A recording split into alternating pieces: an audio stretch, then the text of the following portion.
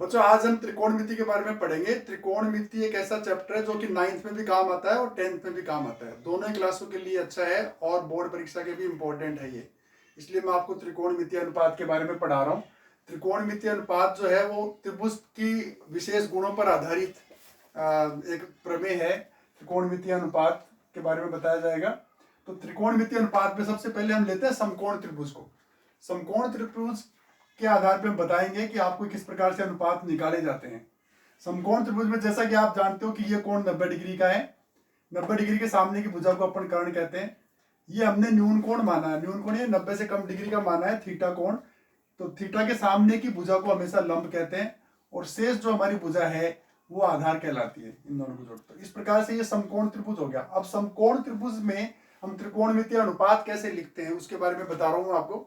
पहला, ये 6 अनुपात होते हैं अपने पास त्रिकोणमिति में। पहले अनुपात को हम कहते हैं साइन थीटा, दूसरे को cos theta, tan theta, cot theta, sec theta और कोसेक थीटा।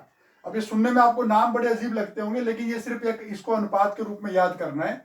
अनुपात में अपने साइन थीटा का मान होता है लंब बटा कर्ण, एल बटा के। ठीक है, इनको याद करने का तरीका ही बता देता हूं आपको। अगर आप पहले ये लिख लेंगे एल ए एल लाल बटा के ए, तो इससे आपके 3 अनुपात तो ये हो जाएंगे। पहला अनुपात, ये दूसरा कोस और तीसरा टेन।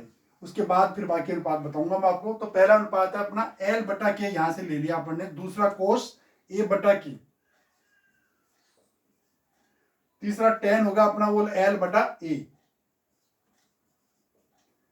फिर उसके बाद में कोट आता है। तो कोट आपको ऐसे याद रखना है कि कोट हमेशा टेन का उल्टा होता है, तो इसको अपन इसका उल्टा करके ही लिख देंगे, ए बटा एल।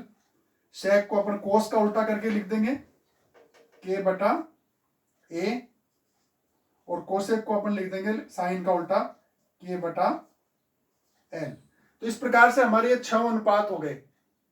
ये आपको याद करने में सुविधा रहेगी। लाल बटा कक्का से आप इसको याद भी कर सकते हो और अपने परीक्षा में काम में ले सकते हो। अब अगर अपन को मान निकालना है, इसमें पाइथागोरस प्रमेय भी काम आती है कि के स्क्वायर बराबर एल स्क्वायर प्लस ए स्क्वायर।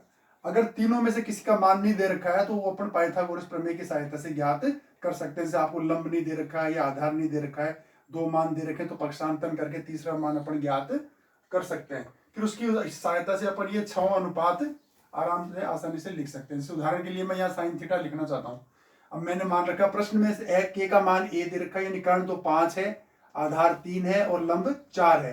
तो मान होगा आपके एल बटा यानी कि 4 बटा 5।